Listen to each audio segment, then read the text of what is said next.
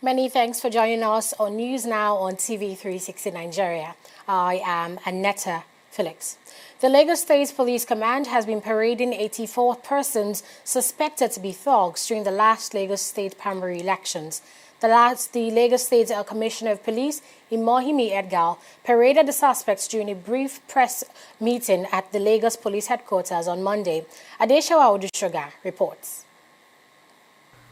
Journalists gather again at the headquarters of the Lagos State Police Command, Ikegwuonu, to get briefing on the activities of the police force in the southwestern state. Top of the agenda today is the aftermath of the political party primaries in the state. The police commissioner, Imohimi Edgar, uses the press conference to announce the arrest of 84 persons suspected to be thugs. The command also arrested thugs in various parts of the state. But first, let me most sincerely thank Lagosians for conducting themselves very peacefully during and after the recently conducted APC primaries and the primaries of the PDP and other political parties in the state during this period. Of course, by all security indices possible, the entire exercise in the state was highly successful. This is not to say, however, that there were not pockets of skirmishes in some parts of the state owing to the activities of thugs. But these thugs were contained immediately they started their activities. In all, the command arrested a total of 84 thugs from various parts of the state, some of whom are being paraded here today. He also announced the arrest of some suspected armed robbers in various operations across the state. On the 12/9/2018, at about 12:30 hours, information was received from a reliable source that some armed robbers were sighted at Fashola Estate, Sango Ota, robbing vehicle spare parts dealers. Based on the information, the command mobilized its operatives attached to the Rapid Response Squad and that of our federal SARS, Ikeja, to the scene. On sighting the operatives, the armed robbers took to flight. However, luck ran out on two of them, namely Suleiman Sheun, 31 years, and Olamilekon Olaoluwa, 24 years, whose attempts to flee the scene were not successful. The following items were recovered from them: one locally made pistol, cut to size, 4 wheels of a Land Rover SUV, 2 tires, 2 auto batteries. Investigation is ongoing with a view to arresting the fleeing members of the gang for prosecution. In a related development at Ketu, on 13/9/2018 at about 1900 hours, information was also received that some daredevil robbers were robbing passerbys of their valuables along Agility Road, Ketu, Lagos. This necessitated the deployment of operatives from Ketu Police Station and Federal SARS to the scene. The police chief is seeking the cooperation of all residents as he battles to reduce the crime rates in Nigeria's commercial capital. Adeshawa Odushoga, TV360, Lagos. As Nigeria's two major political parties have concluded their primaries, the 2019 presidential election is now narrowed to the two big contenders, President Muhammadu Buhari and former Vice President Atiku Abubakar.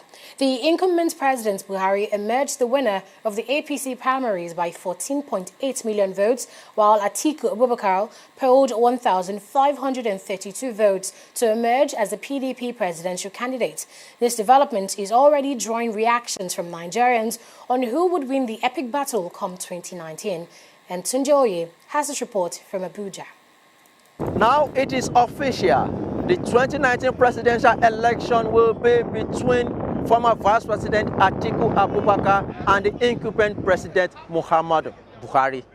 The two are well known in the Nigerian political space, and Nigerians will once again have to choose between a business mogul who has promised to solve the unemployment problem in the country and a Buhari who still promises tough time for corrupt men in the country. Here in Abuja, Nigerians are already pitching their tents ahead of 2019. We know that President Muhammadu Buhari is doing well. Nigeria needs to exercise patience with him. Is the one that will continue. Because continuity of President Muhammadu Buhari, we foresee him and we are still strong by him, by his side, and we are still going to vote for President Muhammadu Buhari. We want a new Nigeria. We want good governance. You understand?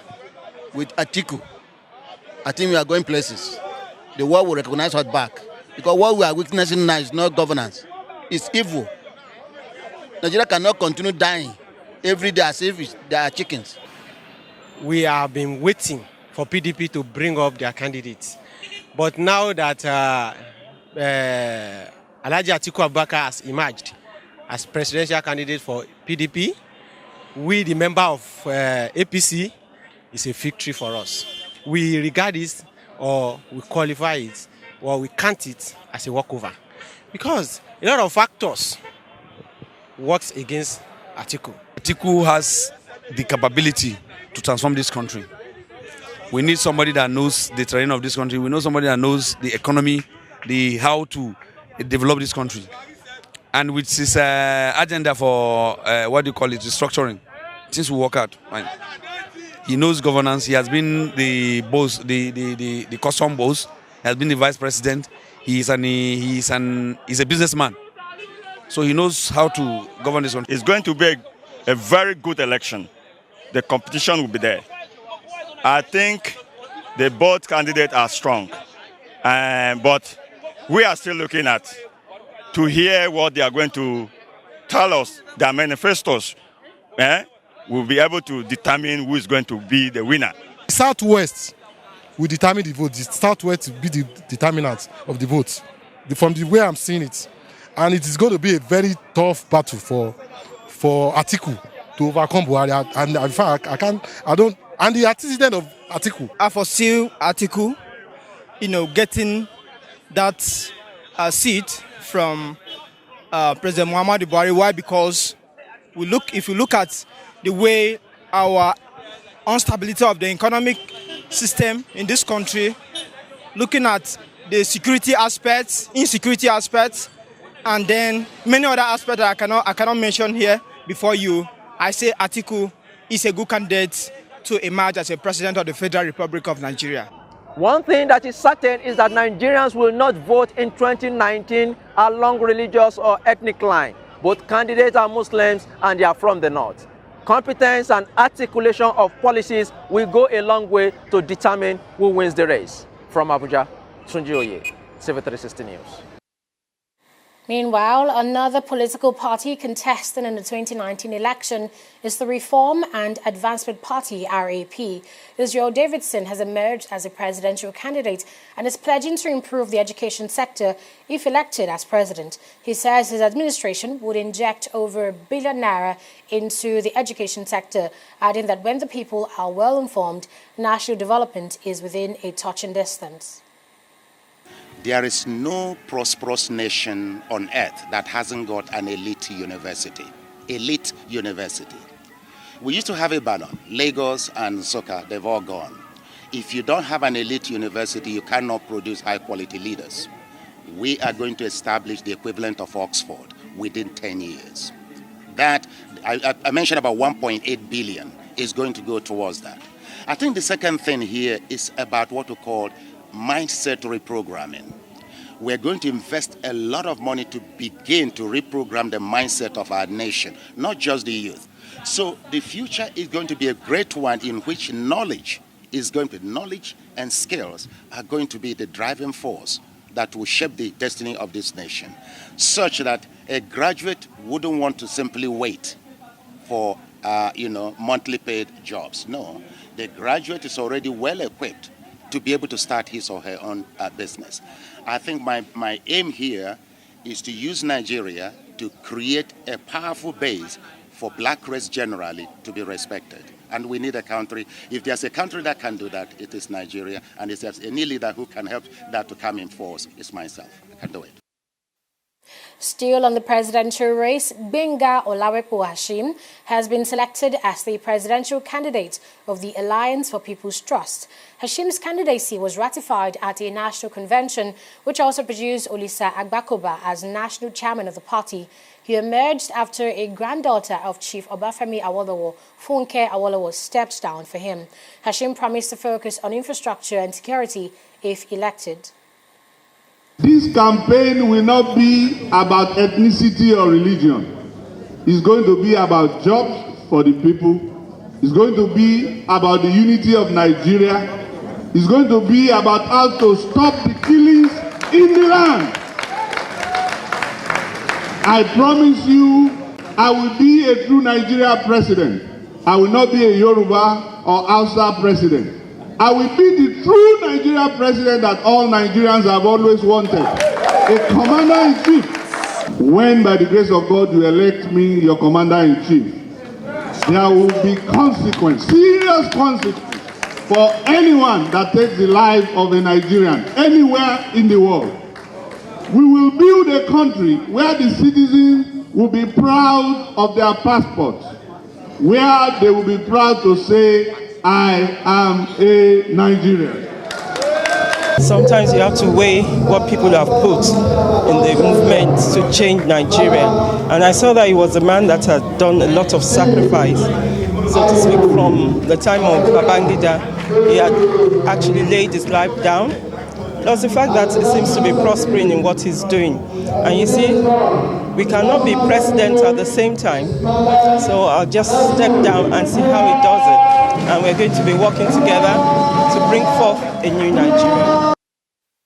And in the senatorial race, wife of All Progressives Congress national leader, Senator Oluremi Tinubu, has emerged as the APC candidate for Lagos Central with unopposed votes totaling 89,494. Tinubu won the APC primary ticket alongside two other candidates who are Senator Olamileko Solomon representing Lagos West and Honorable Bayo Oshinowo representing Lagos East Senatorial District. Oshinowo defeated incumbent Senator Gbenga Ashafa. Our representative from this senatorial district was unopposed. That is Senator Oluremi Tinubu. She scored 86,494. Remember, I said she was unopposed. 86,494. And having satisfied the APC requirement in line with the constitution of our great party, as the chairman of this great committee, I hereby declare Senator Oluremi Tinubu as the candidate and the winner of this primary election held in Lagos State. Next is Lagos West. This was an election that was keenly contested. By the power vested in me as the chairman of this noble committee, and in line with our party constitution, having satisfied the requirement of APC, Senator Solomon Olamilekan, having pulled the highest votes of 378,906 votes, is hereby the winner and declared the winner representing Lagos West for the APC in the next general senatorial election. Lagos East, we had two aspirants. Senator Gbenga Ashefa scored 20,385. Honorable Sikiru Bayo Oshinowo. Honorable Sikiru Bayo Oshinowo scored 247,743. Having scored the highest vote and in line with the APC guideline and constitution, and by the power vested of me as the chairman of this noble committee, I hereby declare Honorable Sikiru Bayo Oshinowo as the duly elected senator representing APC from Lagos East. In the Lagos State's governorship election, real estate developer Babatunde Gbadamosi will be the flag bearer of the Action Democratic Party (ADP) in the 2019 election. Gbadamosi, who was elected unopposed, scored a total of 119,919 votes during the primaries conducted across the 20 local government areas of the state. He thanked ADP members for giving him the privilege of contesting for the governorship position under the party's platform and pledged to rescue Lagos from godfatherism, mediocre governance, and mismanagement of taxpayers' money. As a community, as a city, or as a state,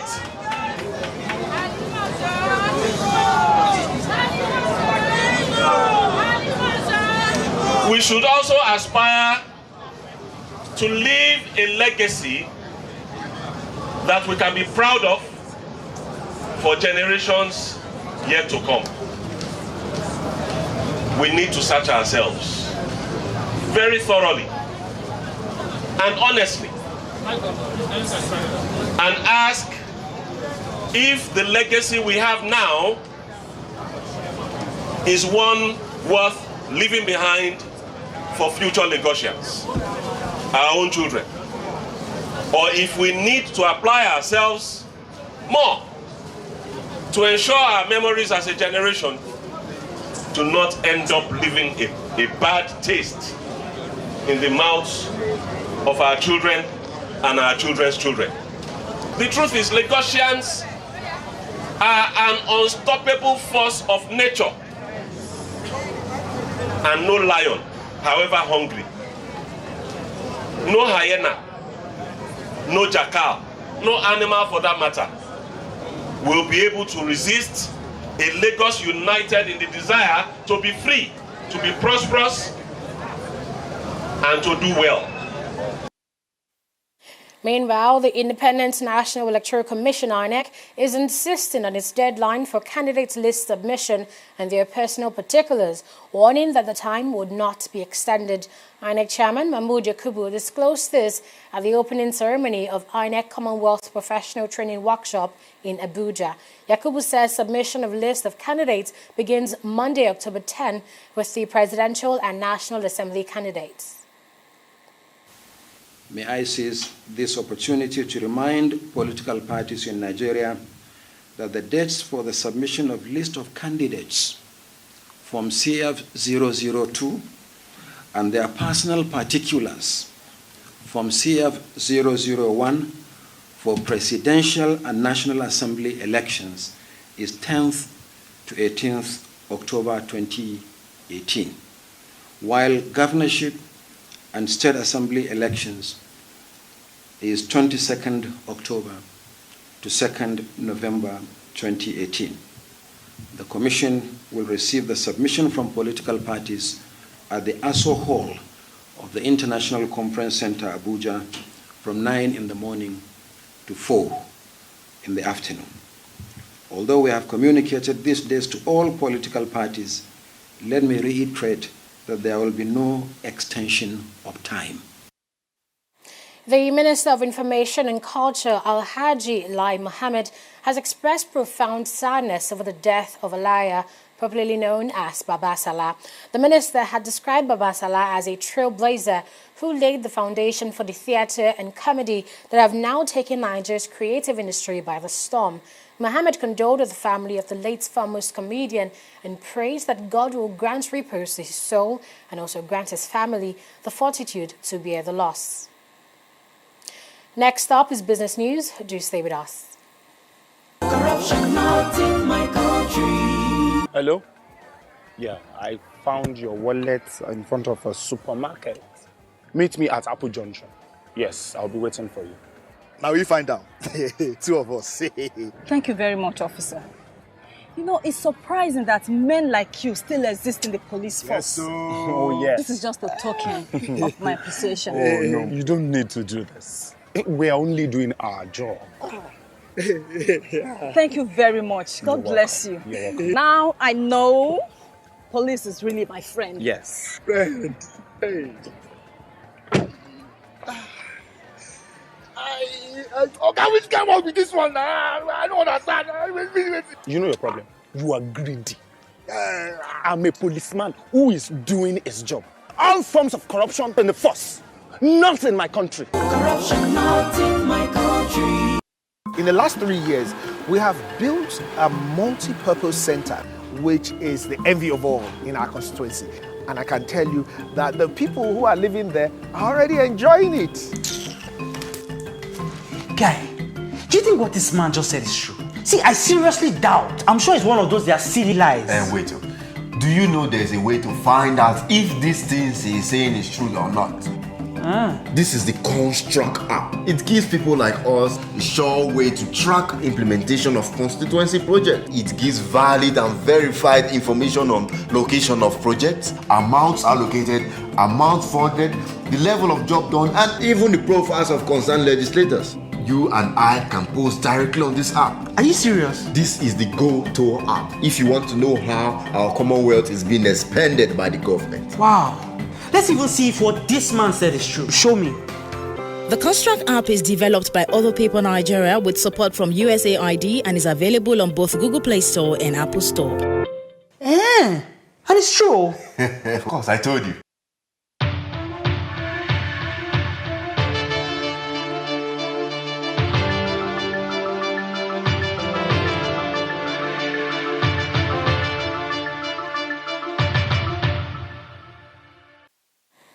You're welcome back. It's time for Business Now with Fidelia Aguncha. Hello, Fidelia. Hi, Aneta.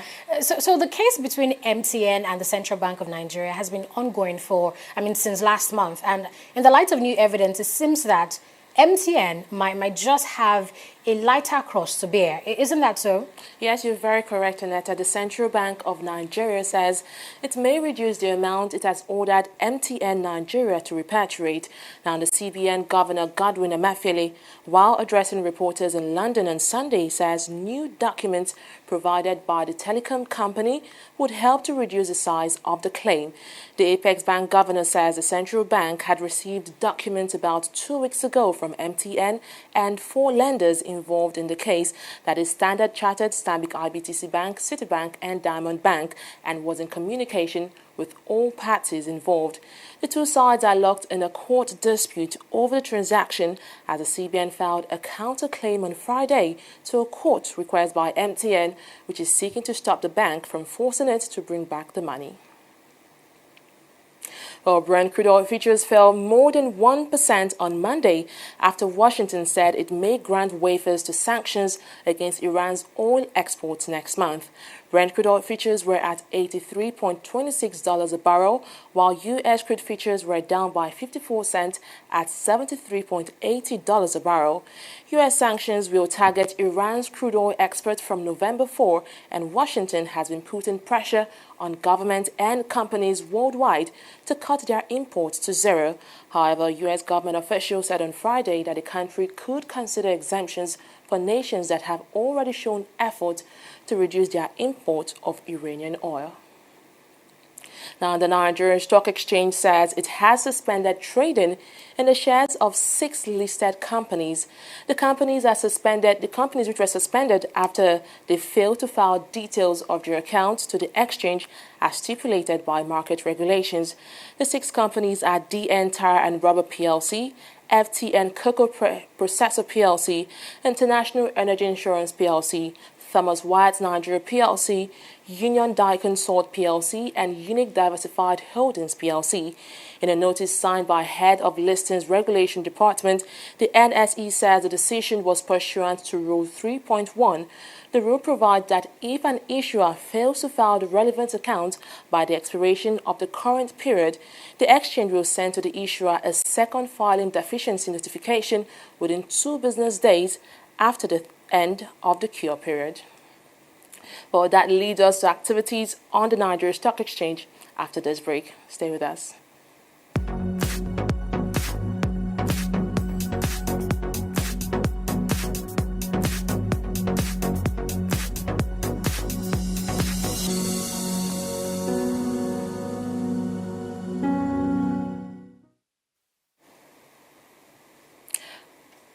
The bulls returned to the market today as the NSE recouped from last week's bearish run to close in the positive territory, appreciating by 0.19%. The NSE in its weekly report released on Monday shows that the market capitalization declined by 1.17% last week, with a total turnover of 639 million shares traded as against over 924 million shares traded the previous week. Now, if you look at the market capitalization for today, you can see it closed at 11.844 trillion naira, and that is a bit up from Friday's close, and the all-share index is at about 32,000 basis points. Well, on the top gainers chart, we can see Stanbic, Konoy Nigeria Breweries, and Zenith Bank. Now, Stanbic is making the top gainers chart despite the brouhaha surrounding the bank and MTN as well as the CBN. And Konoy also made this list. Now, this is despite the oil and gas sector being the only sector to close in the reds today, actually, because all of the sector closed in the greens except the oil and gas sector. But despite that, Konoy still managed to make the top gainers chart. Now we can see Nigeria Breweries from the consumer goods sector and Zenith Bank also having a good day, closing on the gainers chart. Well, on the losers chart, it is led by Presco from the agricultural sector, declining by 5.66%. It is followed by Itana, which took most of the loss recorded in the oil and gas sector.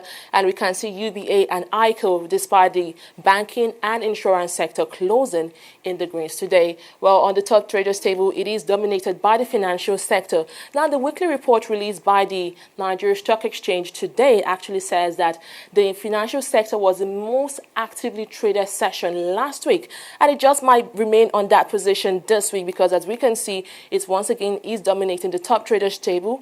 Top traders chart actually with Guarantee making over 788.567 million naira from sales recorded today, and that is over almost 50% of the total worth of shares traded today, which is at 1.337 billion naira. Well, on the global chart, we can see that they are all in the reds as compared to Nigeria Stock Exchange, which closed in the greens today.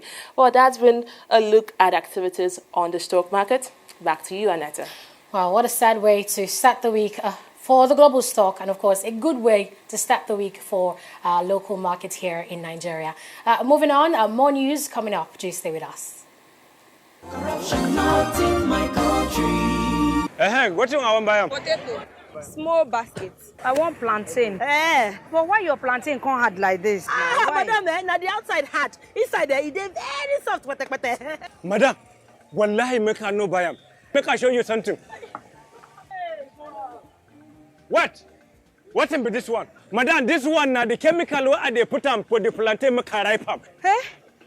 So you dey put chemical for plantain where people go chop? No water, no be chemical. Water. You know say Pela, I don't talk and say water and not be enemy. Drink them. Where you collect that water, drink them. I just stop finish. See my belly. It don't big. I just stop drink water finish. Wait, you drink them now. I dey sell am plantain, I go come put am for chemical because I want to make a ripe go. That's why I talk now corruption. Corruption, not be for this kaswa, come not be for this country. Now me take am. Corruption not in my country. Stop corruption now. At least 53 people were killed when an oil tanker crashed in the Democratic Republic of Congo at the weekend. This is according to an updated toll from the Health Ministry on Monday. The tanker collided with another vehicle and caught fire on Saturday on a highway 120 kilometers west of the capital, Kinshasa. The ministry says another 72 people were injured and warned that the death toll could rise further. Meanwhile, President Joseph Kabila has declared 3 days of mourning for the victims of the disaster. East Libyan forces says it has captured a top suspected Egyptian militant long sought by Cairo on charges of orchestrating a deadly desert ambush on police last year and other high-profile attacks. The Libyan National Army spokesman Ahmed Mismari says Hisham al-Mashmawi, a former Egyptian Special Forces officer, was apprehended in the city of Derna on the coastal road about 266 kilometers west of Libya's border with Egypt. The LNA is the dominant force in Libya's east, and a separate UN-backed government rules in the west, and multiple armed groups compete for power in the country 7 years after autocrat Muammar Gaddafi was toppled by rebels. The LNA published a picture of Ashmawi with blood on his face being examined before having bandages applied. It also posted a photo appearing to show his Egyptian military identity card. In sports, Arsenal has announced a new kit sponsorship deal with Adidas, which will take effect from next season. The agreement, which is worth around 300 million euros for over 5 years and 60 million euros per season, will become active from July 1st, 2019. It is claimed the new deal will bring in double their earnings from Puma since 2014, although it is still less than the reported 75 million euros per year Manchester United earn from Adidas. Real Madrid and Wales forward Gareth Bale and Manchester City's Belgian midfielder Kevin De Bruyne were among the first 10 nominees for the Ballon d'Or award announced on Monday. Bale, who scored 2 goals in Real's triumph in the final of the Champions League against Liverpool, joins his club teammate Karim Benzema among the first wave of 30 nominees for the year's best player. De Bruyne was nominated for helping his club win the Premier League and his country reach the World Cup semi-finals. The winner of the prestigious award, organized by France Football Magazine, will be announced on December 3rd, 2018. And before we close the news, let's take a look at the life of one of our news anchors, Jude Ikegwuonu, who passed away on September 14, 2018, at the young age of 35. Jude had worked with Superscreen, Nigeria Info Radio, and Channels Television before joining TV360 Nigeria. He was Nigeria's first quadriplegic broadcaster and was really passionate about the profession. He was sorely missed. He'll be sorely missed here at TV360. And this next report takes a sneak peek at the life of this wonderful broadcaster. Born on July 2, 1983, Jude Olisaemeka Ikegwuonu was the last of 6 children born into the family of Eugene and Caroline Ikegwuonu of Ogidi village in Idemili north of Anambra State. He studied law at the University of Benin, Uniben, and theatre art at the University of Lagos, but his main passion was always to be a broadcaster. Jude eventually followed his passion, working with Nigeria Info 92.3 FM, Port Harcourt, Channels Television, Superscreen Television, and NN24, before an accident on July 4, 2013 cut short that dream. The accident left him paralyzed on all 4 limbs, but that did not deter Jude from forging ahead with his passion. Despite his paralyzed state, Jude kept on pursuing his broadcasting dream and eventually got a job as a news anchor with TV360 Nigeria. Welcome to News Now on TV360 Nigeria. I am Jude Ikegwuonu. 3 times every week, Jude came into the studio to present the news. Coming into the studio was not always easy, and he would often be assisted off his vehicle, placed on a wheelchair, and wheeled into the studio to deliver the news. Jude would not allow the stress stop him. For him, broadcasting was a passion, and he was not going to let his physical state stand between him and his passion. The Nigerian Air Force has again destroyed some Boko Haram terrorist camps in Borno State in northeastern Nigeria. His comeback was sadly cut short on September 14, 2018, when he passed away. He was buried 3 days later on September 17.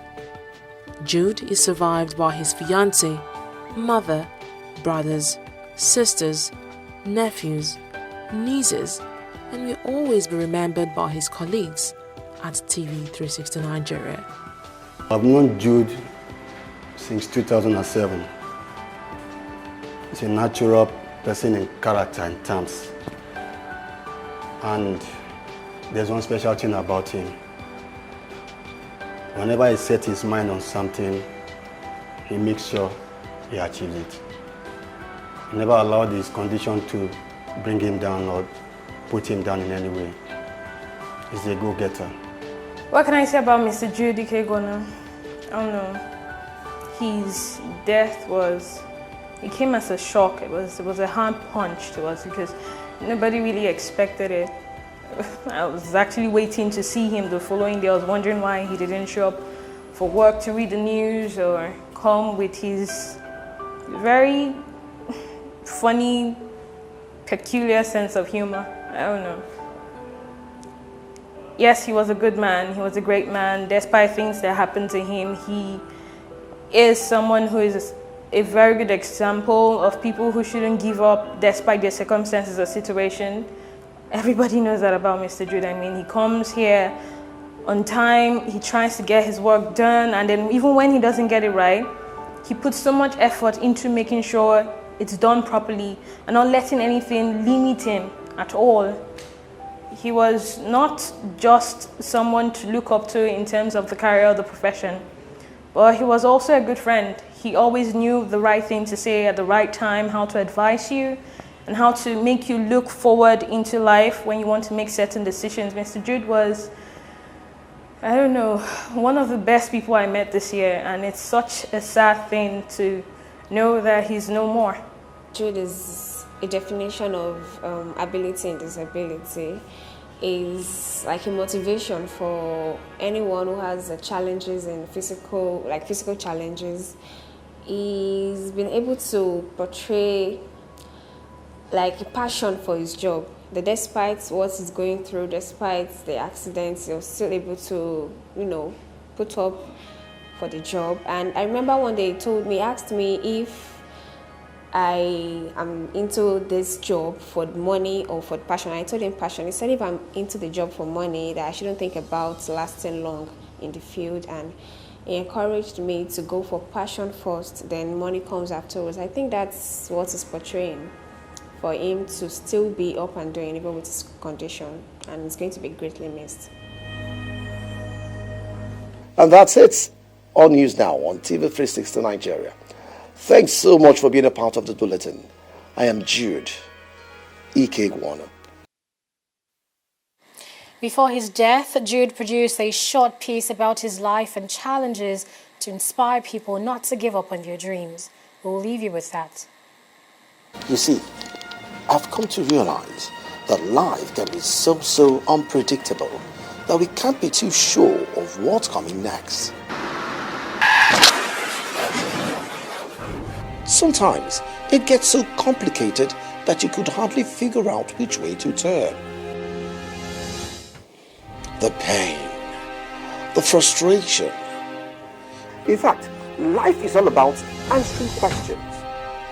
From the minute we're born to the second we die, it keeps asking us different questions. Sometimes so challenging, we find it very difficult to attempt, let alone answer. But hey, it's not about the questions. Welcome to News Now on TV360 Nigeria. I am Jude, Ikegwuonu. It's about the answers. Thanks so much for being a part of the bulletin. I am Jude, Ikegwuonu. Good morning. I have given right answers to my life-challenging questions. So can you, Ikegwuonu.